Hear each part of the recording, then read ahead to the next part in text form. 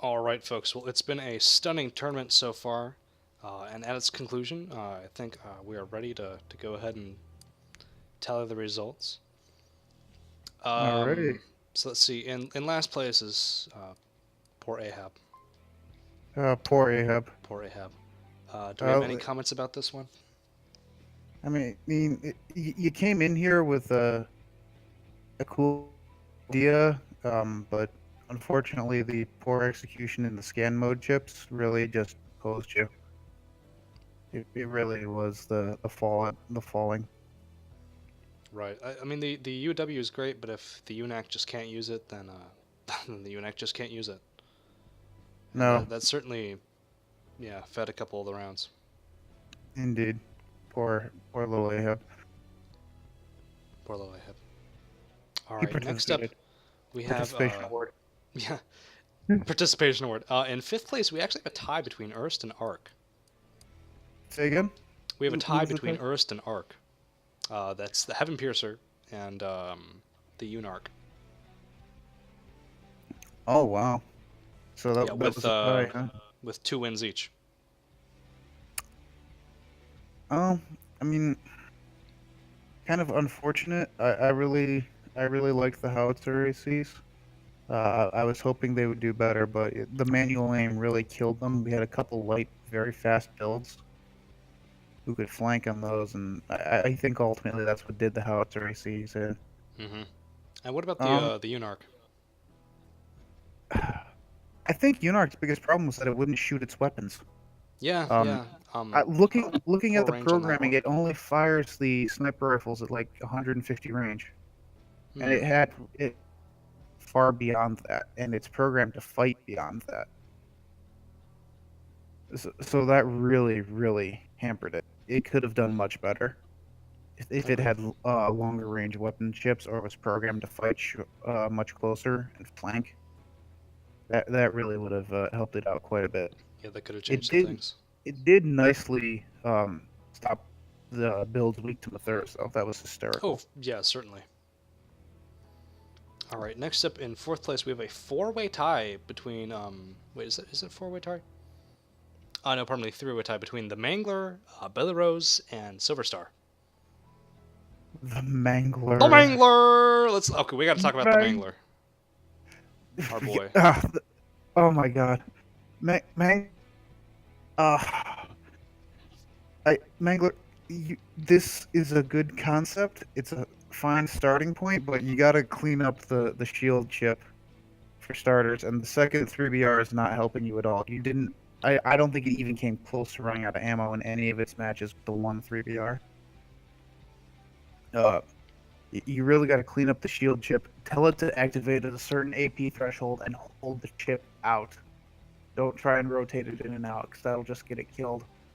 Secondly, take off that second 3BR and put some type of a TE weapon on it so that you have an option to fight things like light reverse joints. I mean, all your weapons are otherwise just going to bounce off or not hit those. Very good starting point, but just not a completed build.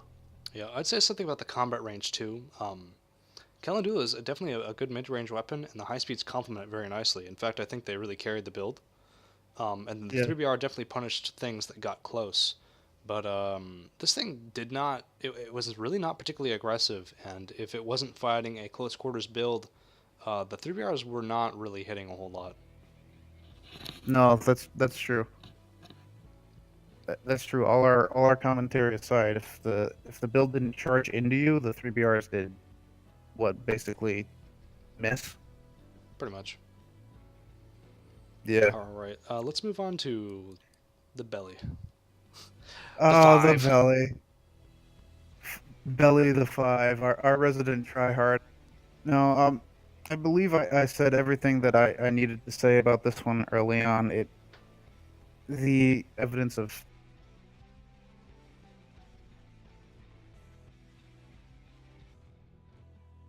flip forth between them. Unfortunately, if it couldn't keep close range with something, that was the end of it, and it would often caught in the air, unable to utilize its glide boost. This thing would probably benefit from a special movement chip set up in a probability fashion where you have a glide boost at a high probability, then your high boost, and maybe a boost drive chip. I don't know that I would put that in there without serious testing. Just that you always have the option to be closing on something. All right. Poor little guy. I don't know if you have anything else to say about him, Stash. This was my Not favorite particularly. UNAC in the I tournament. thought it was my favorite as well. I really enjoyed it. Third place, we have Ziggy. Oh, Ziggy on 3. Ziggy on 3 with 5 wins.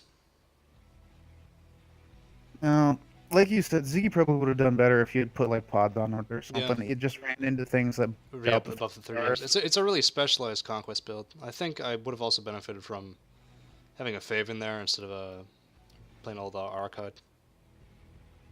I mean, it did its job, but I the think Fave would have Arcade. helped. If you look at this current iteration of Ziggy, the Arcade there can fire forever on the Shuzu. Oh, A Fave can't. I see. So if you wanted to do Fave, and I'm not saying that's a bad idea, that's probably a good one. You just have to change out the generator. Well, all right.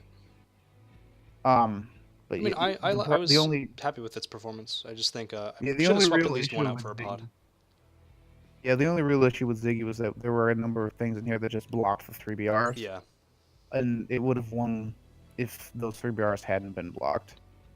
Unfortunate, but kind of what happens sometimes. Yeah, I mean, I didn't really plan on making something for this tournament. I just said, hey, Rogan, you have a Ziggy? Let's throw him in there. Yeah, throw it in there. Yeah.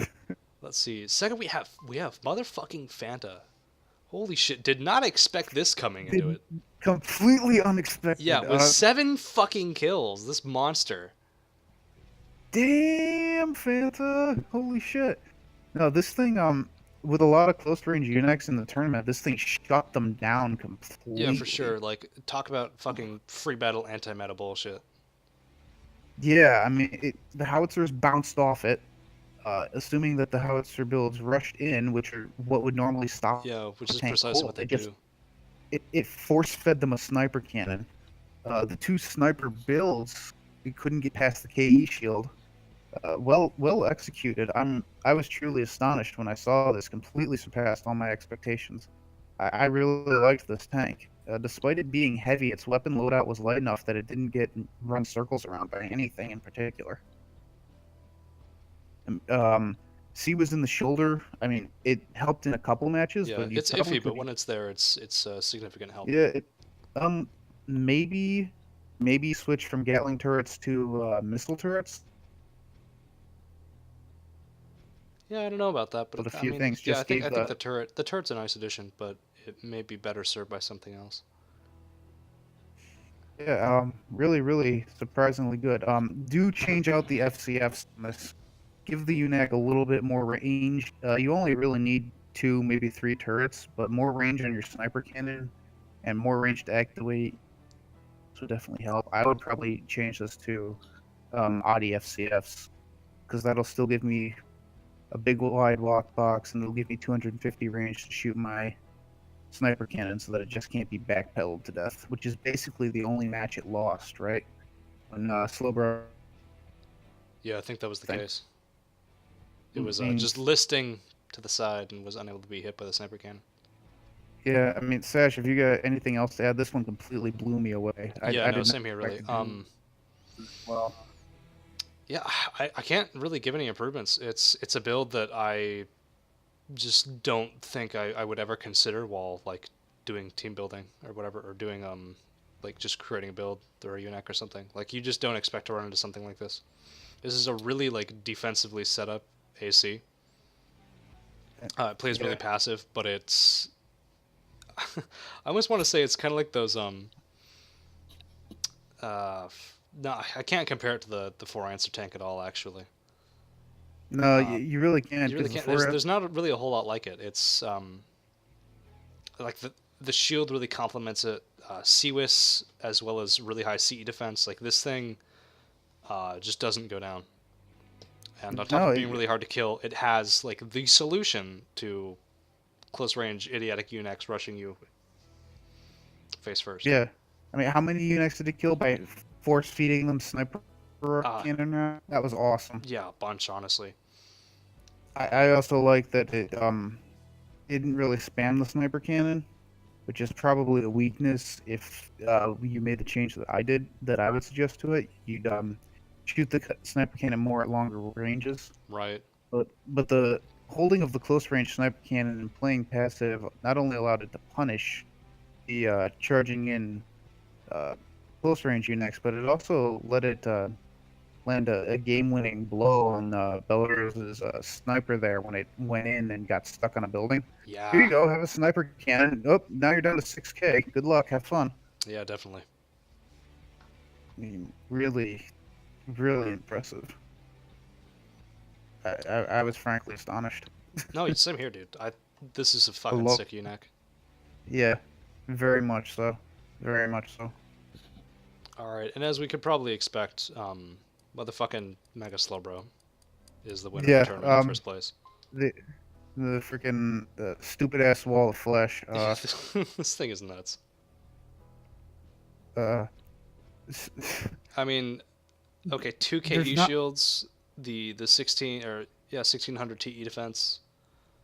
I want to say well, its recoil resistance is up there. Did not care about well, 40 shot. um, it is. It is. I actually, I was trying to find something creative for this tournament, and I racked my brain. I was like, well, I don't really want to bring a tank because everyone probably expects me to bring a tank, and I wanted to be something different. So I ended up screwing around with a standard Sawa quad, and I just said, screw it. Eventually, I'm gonna make something fat and disgusting because I'm the Fat Mech Warrior.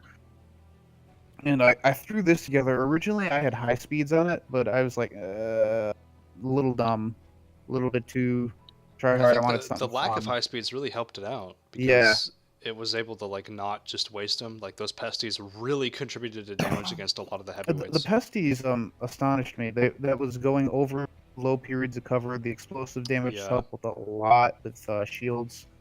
Um, the biggest thing on here was defense numbers. I didn't know how many other quads I'd seen in the tournament. I think this was actually the only one. yeah, that's the case. And ultimately, while I was testing this thing out, other quads were the only thing that would. And so the purpose of the KE shields was actually to sponge as many hits from Sawa plus laser from laser speed as possible. Ah, You sponge a greater number of hits with a KE shield than you do with a TE shield mm, because you'll lose 1500 from the Sawa hit, but the high speed missiles will bounce off. right. Whereas if you have a KE shield, the high speed missiles will eat through it. I think you And mean that's TE, right? ultimately why I ended up going with two KE shields. The defense numbers very, very, very safe. You have 15, 10 KE, 24, 30 something CE, and then 1600 TE, which is over pulse guns, over plasma missiles, over pulse cannons for that matter. Yeah, there's very little TE wise that's gonna hurt this thing. Right. So, and since you're backpedaling and just puking bullets on something anyway, I wasn't overly concerned with any TE weapons. I mean, if there was a Sawa, I had my own Sawa to contest it, and just Right. more AP than everything else.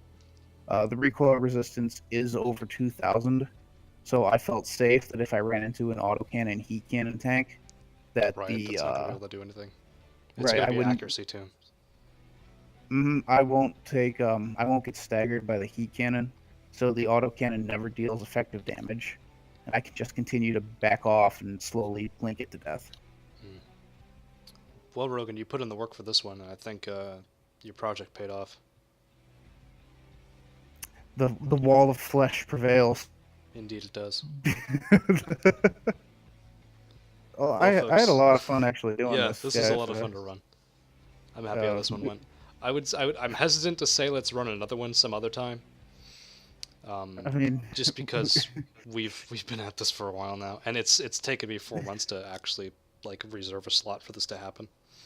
yeah, But between how busy the two of us are, yeah, and it then takes fucking editing this is gonna be a pain in the dick. the editing nightmare that The awaits editing you. nightmare awaits. But yeah, thanks to everybody who turned in their designs. If I've forgotten any of you, I'm really sorry your builds didn't make it in. Otherwise, this was pretty exciting. I really enjoyed fucking doing this shit. We had a lot of fun, of course. Yeah, ditto. Yeah, and I hope the video actually makes it out to be pretty entertaining for you guys. We 'Cause apologize in advance for some of the drunken the commentary. crass humor and slightly drunken commentary, for sure. All right. Yeah. Any last regards? This was a blast. I'm very glad we actually did it. Same here. All right. All right. Signing out then. With that, I'm out. See you Yeah. guys. Next time on the WWE Super Slam UNAC Pope Mechamon tournament thing. We'll get some big, strong bucks. No. I'm just ready to cutting the recording here. wrestle. Bye. Bye. Goodbye. Bye.